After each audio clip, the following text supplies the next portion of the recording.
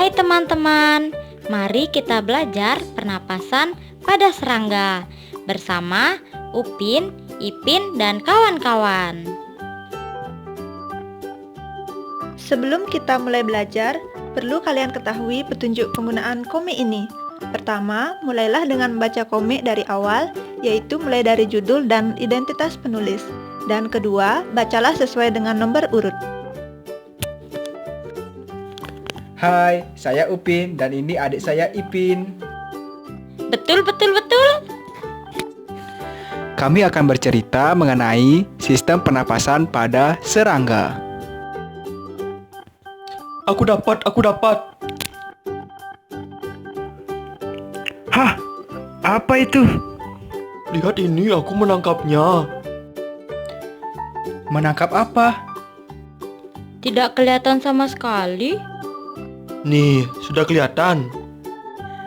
Ternyata belalang. Aku heran mengapa belalang tidak memiliki hidung seperti kita. Oh iya, kalau begitu bagaimana cara belalang bernapas ya? Bagaimana jika kita menanyakan hal ini pada Mei? Iya, boleh. Meme pasti mengetahuinya. Meme. Iya, ada apa? Memeng, mengapa belalang tidak memiliki hidung? Lalu, bagaimana cara mereka untuk bernapas? Oh, tentang itu saya pernah membacanya. Belalang merupakan salah satu jenis serangga. Sistem pernapasan pada serangga dan manusia itu berbeda. Karenanya serangga tidak memiliki hidung. Oleh sebab itu pula, organ-organ yang berperan dalam pernapasan serangga pun juga berbeda dengan manusia dan hewan lainnya. Lalu, organ apa saja yang berperan dalam sistem pernapasan pada serangga? Serangga merupakan hewan invertebrata kelas Arthropoda atau hewan berbuku-buku. Sistem pernapasan pada serangga adalah sistem trakea, yaitu suatu sistem pernapasan yang tersusun dari tabung-tabung bercabang dalam tubuh.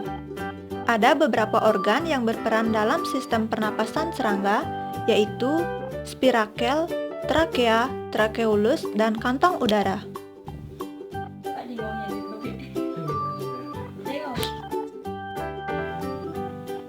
Organ sistem pernapasan serangga yaitu pertama, spirakel.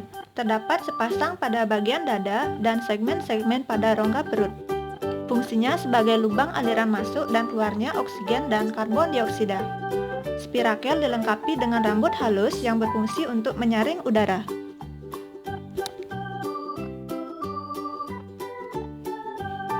Kedua, trakea merupakan saluran seperti tabung yang terhubung dengan spirakel, berfungsi sebagai saluran tempat mengalirnya gas yang kaya oksigen dari luar ke seluruh tubuh dan mengalirkan karbon dioksida keluar tubuh.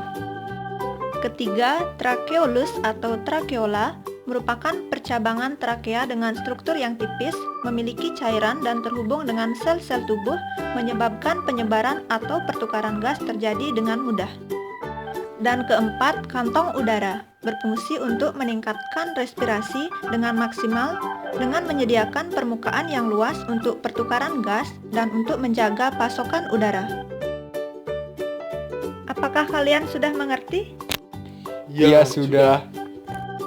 Tapi Meme, bagaimana mekanisme pernapasan pada serangga tersebut?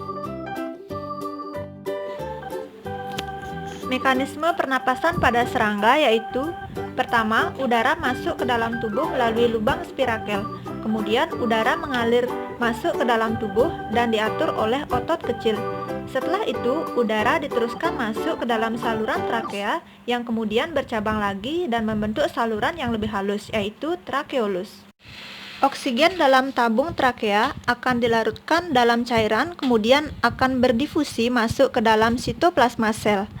Pada saat yang sama, setelah oksigen berdifusi ke dalam sel, karbon dioksida sebagai sisa respirasi akan berdifusi dari dalam sel masuk ke saluran trakea dan kemudian akan dilepaskan keluar tubuh.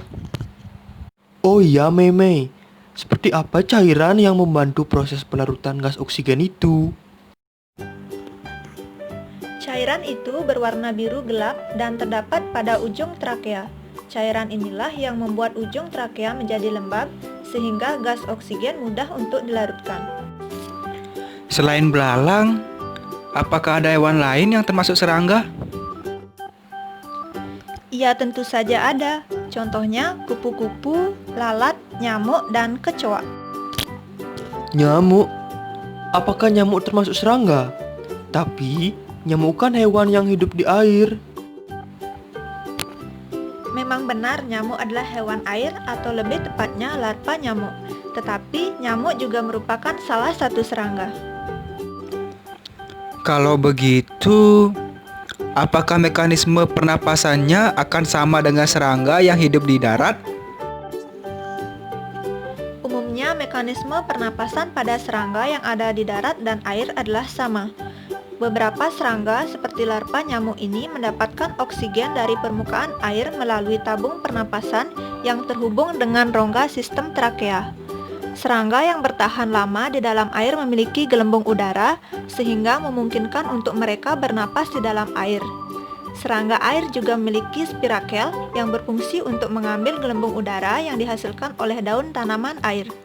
Pada serangga air yang memiliki insang, setelah oksigen masuk dan berdifusi melalui insang, oksigen akan diteruskan ke dalam sistem trakea yang selanjutnya akan diedarkan ke seluruh sel tubuh.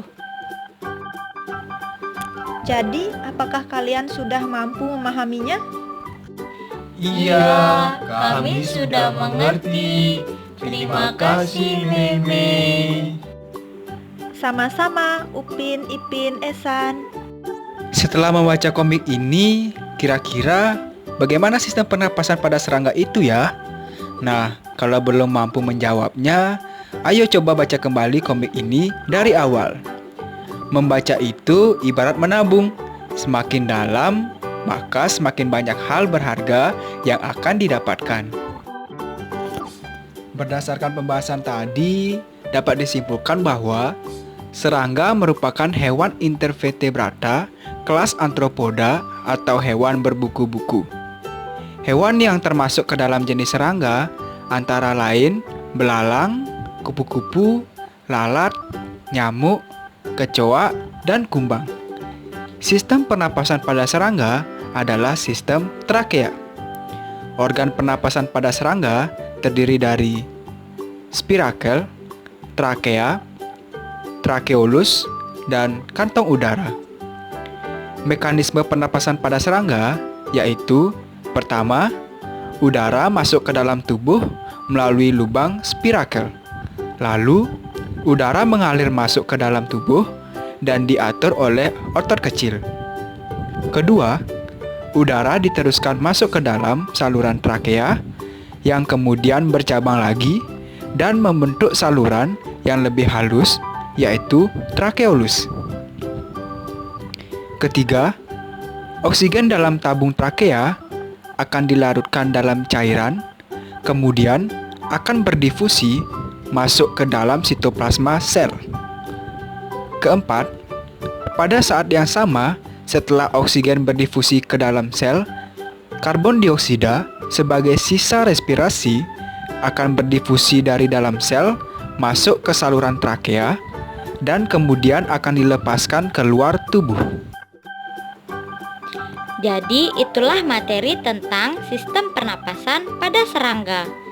Semoga materi ini dapat bermanfaat bagi teman-teman dan sampai jumpa.